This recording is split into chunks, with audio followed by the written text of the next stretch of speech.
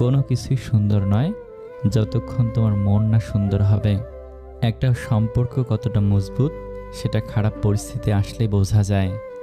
ভালোবাসা প্রকাশ করলে সস্তা হয়ে যায়, আর প্রকাশ না করলে ভালোবাসার মানুষ অন্যের হয়ে যায়। বিনা কারণে অপমান করার প্রধান উদ্দেশ্য হলো তোমাকে রাগানো বা সবার সামনে ছোট করা। কিন্তু তুমি যদি না রেগে উল্টো হাসির রিয়াকশন দাও, তবে অপমানকারী নিরাশ হয়ে যাবে। কিন্তু যে কথাটা সে বলেছে তা যদি সত্যি হয়, তবে তা গ্রহণ করো। নিজের বুদ্ধি ও যুক্তি দিয়ে শুধু একবার ভদ্রভাবে অপমানের জবাব দাও। একটা মানুষ কতটা ভালো ছিল তা টের পাওয়া যায় তার মৃত্যুর পর। 4টি অভ্যাস ত্যাগ করুন, সারা জীবন যৌবন ও চেহারা ঠিক থাকবে। নাম্বার 1, অতিরিক্ত রাত জাগা। নাম্বার 2, বিভিন্ন নেশার সাথে জড়িত হয়ে যাওয়া। নাম্বার 3, অতিরিক্ত মোবাইল টেপা। মোবাইলের ডিসপ্লে থেকে আসা আলোক রশ্মি খুবই মারাত্মক। নাম্বার 4, অতিরিক্ত তেলে ভাজা খাবার খাওয়া।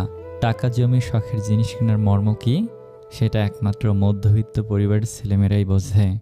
নদী কখনো জলের শূন্যতা অভাব করে না, রাত কখনো আধারের চিন্তা করে না, সৌন্দর্য কখনো প্রশংসার অপেক্ষায় থাকে না, জীবন কখনো থেমে থাকে না, সবগুলোই তার আপন গতিতে অতিবাহিত হয়। যতক্ষণ ক্ষমতা থাকবে ততক্ষণ সম্মান পাবে, হোক সেটা ভালোবেসে আর হোক বাধ্য হয়ে। একাকিত্ব মানুষগুলো দয়ালু হয়, দুঃখী মানুষগুলো হাসি খুশি থাকে, পুড়ে যাওয়া মানুষগুলো জ্ঞানী হয়, কারণ তারা চায় না অন্য কেউ এই পরিস্থিতির সম্মুখীন হোক। যে আপনার কাছে এসে অন্যের গীবত করে, মনে রাখবেন সে অন্যের কাছে গিয়েও আপনার গীবত করে। তাই এদের চিনে রাখুন এবং দূরে থাকুন। একলা জীবন একলা মরণ, একলা কিসের ভয়, এই পৃথিবী মুখোশে ভরা, কেউ তো কারো নয়।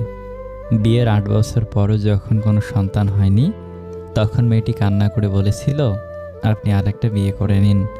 হৃদয় ছুঁয়ে যাওয়ার মতো উত্তর দিয়েছিল স্বামী। সে বলেছিল, এমন কোনো সন্তানের বাবা আমি হতে চাই না যার মা তুমি নাও। জীবনসঙ্গী তো এমন হওয়া উচিত যে সব পরিস্থিতিতে পাশে থাকবে, মানিয়ে নিবে, কোনো কিছুর বিনিময় ছেড়ে যাবে না অন্য কারোর কাছে। প্রিয় মানুষের একটুখানি অবহেলা সারাদিনের হাসি মুছে দেওয়ার জন্য যথেষ্ট। এখন মানুষের কান্না দেখলেও প্রশ্ন করতে ইচ্ছা হয়, সত্যি কান্না করছে নাকি মানুষ দেখানো। শেষমেশ ভালো সবাই থাকে, ভালো থাকতে পারবে না বলা মানুষগুলো আরও বেশি ভালো থাকে।